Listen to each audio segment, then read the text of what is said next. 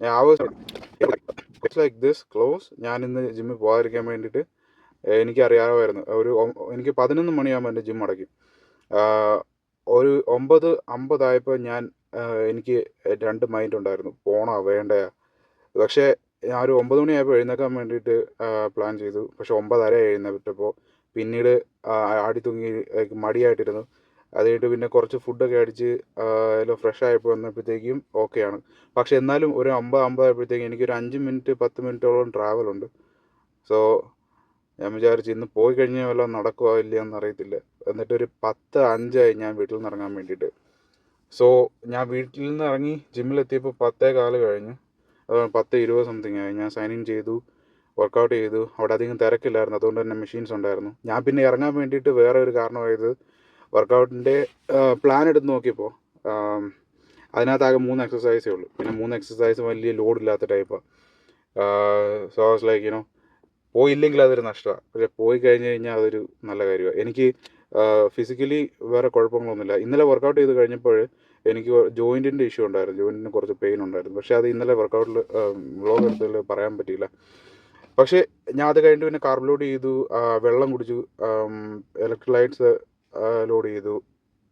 അതുകൊണ്ട് ഉറങ്ങി എഴുന്നേറ്റ് എല്ലാം ഓക്കെ ആയിരുന്നു. ബോഡി പെയിനോ ഡോംസോ ഒന്നും കാര്യങ്ങളൊന്നും വന്നിട്ടില്ല. അതുകൊണ്ട് തന്നെ ഇന്ന് വർക്കൗട്ട് ചെയ്തു. ഇന്ന് എനിക്ക് ക്രാംസ് ഒന്നുമില്ല. അത്യാവശ്യം കുഴപ്പമില്ലാത്ത രീതിയിൽ പമ്പ് ചെയ്തു. പക്ഷേ സ്റ്റിൽ മസിൽ ക്രാംസോ അങ്ങനെ വേദന ജോയിൻറ്റ് പെയിനോ ഒന്നും ഇതേവരെ ഇല്ല. അപ്പോൾ ഞാൻ ഇന്ന് വർക്കൗട്ട് ചെയ്തത് 3 കാര്യങ്ങൾ, 3 exercise full day. So exercise എന്ന് പറയുന്നത് ഇന്ന് സീറ്റഡ് റോ 3/12 ചെയ്തു. പിന്നെ ലാറ്റ് പുൾ ഡൗൺ 3/10 ചെയ്തു. 277 പൗണ്ട് 35 കിലോ. എൻ്റെ ഒരു സീറ്റഡ് റോ ഓക്കെ ആയിരുന്നു, വേറെ വിഷയങ്ങളൊന്നുമില്ല. പക്ഷേ ലാറ്റ് പുൾ ഡൗൺ ഞാൻ ശ്രദ്ധിച്ചതെന്ന് വെച്ച് കഴിഞ്ഞാൽ എൻ്റെ ബാക്കിൽ muscle still lats are still okay to go. പക്ഷേ എൻ്റെ വീക്ക് പോയിൻ്റ് അവിടെ വന്നിരുന്ന എൻ്റെ റിസ്റ്റായിരുന്നു. ഞാൻ 10 നിർത്താൻ കാരണം എന്ന് വെച്ച് കഴിഞ്ഞാൽ സീരിയസ്ലി എൻ്റെ പുള്ളി ചെയ്യുന്നതിൻ്റെ എൻ്റെ വീക്ക്നെസ് ഉണ്ടായിരുന്നത് ഈ റിസ്റ്റില്ല. എനിക്കത് ഹോൾഡ് ചെയ്യാൻ പറ്റുന്നില്ല. പിന്നെ എൻ്റെ കയ്യിൽ ഗ്ലൗസ് ഇല്ലായിരുന്നു. പിന്നെ ചില ആളുകൾ പറയും, ഗ്ലൗസ് ഉപയോഗിക്കുന്നവർ പുസീസ് ആണെന്നുള്ള കാര്യം പറയും. Weak just try to take care of your do injury avoid ചെയ്യുന്നതിന് വേണ്ടിയിട്ടുള്ള ടൂൾസ് നമുക്ക് കിട്ടുന്ന സമയത്ത് നമ്മളത് ഉപയോഗിക്കണം. ഗ്ലൗസ് ഉപയോഗിച്ചിട്ട് എൻ്റെ കയ്യിൽ കൈ മുറിഞ്ഞ് ചോര വന്നതെന്ന് പറയുന്ന ഒരു വലിയ കാര്യമൊന്നുമില്ല.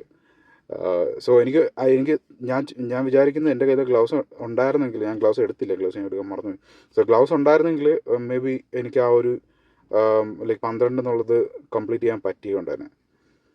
അത് വലിയ വെയിറ്റും അല്ല. ഞാൻ ജസ്റ്റ് ഞാൻ പറഞ്ഞല്ലോ, ഇനിഷ്യലൈസേഷൻ്റെ ആ ഒരു സമയത്ത് ഫസ്റ്റ് വീക്കിൽ നമ്മൾ വെയിറ്റ് വളരെ ടെക്നിക്കലി വെയിറ്റ് മാറുന്നില്ല, സെറ്റിൻ്റെ അളവ് കൂടുന്നത്. പക്ഷേ സ്റ്റിൽ കുറേ കാലം ഗ്യാപ്പ് എടുത്ത് കഴിഞ്ഞിട്ട് തിരിച്ചു വരുമ്പോൾ എടുക്കുന്ന ടൈപ്പ് വെയിറ്റ് ആണിത്. 77 പൗണ്ട്സോ അല്ലെങ്കിൽ 35 കിലോ എന്ന് പറയുന്നത്. It's not even that much. പക്ഷേ എനിക്ക് ചെയ്യാൻ പറ്റുമായിരുന്നു. എൻ്റെ റെപ്പ് 12 കംപ്ലീറ്റ് ചെയ്യാൻ വേണ്ടിയിട്ട് ആകെ ഉണ്ടായിരുന്ന വീക്ക്നെസ് എൻ്റെ റിസ്റ്റായിരുന്നു. പിന്നെ everything is on point. Food റെഡിയാണ്. ഞാൻ ഇപ്പോൾ കാലറി ട്രാക്ക് ചെയ്യുന്നില്ല, ഞാൻ എൻ്റെ വെയിറ്റ് ട്രാക്ക് ചെയ്യുന്നുണ്ട്. വെയിറ്റ് പക്ഷേ ഭയങ്കര ഫ്ലക്ച്വേഷനാണ്. ഇപ്പോൾ ഇന്നലെ എടുത്തത് 180 പൗണ്ട്സ് ആയിരുന്നു. ഇന്ന് ഞാൻ നോക്കിയപ്പോൾ 176 പൗണ്ട്സാണ്. എനിക്ക് തോന്നുന്നു ഇന്നലെ കുറേ വെള്ളം കുടിക്കാതെ വലിയൊരു വിൻഡോ ഉണ്ടായിരുന്നു. മേ ബി അതായിരിക്കാം. ഇനി ചിലപ്പം വെള്ളമൊക്കെ തുടങ്ങിയപ്പോൾ ഞാൻ നാളെ മുതൽ ക്രിയാറ്റിൻ എടുക്കാൻ തുടങ്ങുന്നുണ്ട്. സോ അതും ഈ വെയിറ്റിൽ വലിയ വാട്ടർ ഹോൾഡ് ചെയ്യുന്നതുകൊണ്ട് അങ്ങനെയൊക്കെയാണല്ലോ പറയുന്നത്. സോ അതും എങ്ങനെ ആ വെയിറ്റിൽ വ്യത്യാസം വരുത്തുന്നതെന്ന് നോക്കാം. അങ്ങനെ കുറേ ഫാക്ടേഴ്സ് ഉണ്ട്. സ്റ്റിൽ ഞാൻ പഠിച്ചുകൊണ്ടിരിക്കുക. പിന്നെ ഫുഡിൻ്റെ കാര്യത്തിൽ ഇപ്പം ഫുഡ് കഴിക്കുന്നത് ഫാറ്റ് കട്ട് ചെയ്തിട്ട് വലിയ കാര്യമായിട്ട് ഫാറ്റ് എടുക്കാതെ കാർബും പ്രോട്ടീനും മാക്രോസ് കംപ്ലീറ്റ് ചെയ്യുന്ന രീതിയിൽ, അതേപോലെ തന്നെ ഇത് ഈ മാക്രോസിൻ്റെ കൂടെ തന്നെ മൈക്രോസ് അധികം ആൾക്കാർ സംസാരിച്ച് കേട്ടിട്ടുള്ളൂ. പക്ഷേ ഞാൻ ക്രോണോമീറ്റർ എന്ന് പറഞ്ഞിട്ടൊരു ആപ്പാണ് ഉപയോഗിക്കുന്നത്. ക്രോണോമീറ്ററിൽ നമുക്ക് മൈക്രോസിൻ്റെ അളവ് കാണാൻ പറ്റും. അത് സംവാട്ട് ആക്യുറേറ്റ് എന്ന് പറയാം. I don't think that is may be ഒരു 30% ഒക്കെ ഒരുപക്ഷെ അതിനകത്ത് ടോളറൻസ് കൊടുക്കണം. ആക്യുറേറ്റ് ആണെന്നുള്ള അഭിപ്രായം എനിക്കില്ല. പക്ഷേ still if you have some measure ഒന്നുമില്ലാത്തതിനേക്കാളും നല്ലത്. അപ്പോൾ പിന്നെ അതുപോലെ തന്നെ vitamin D, zinc, magnesium, B complex സാധനങ്ങൾ, ഒമേഗ 3. നാളെ week 1 day 3 leg day. So ഇന്നത്തെ കഴിഞ്ഞു. ഇനി നാളെ കാണാം.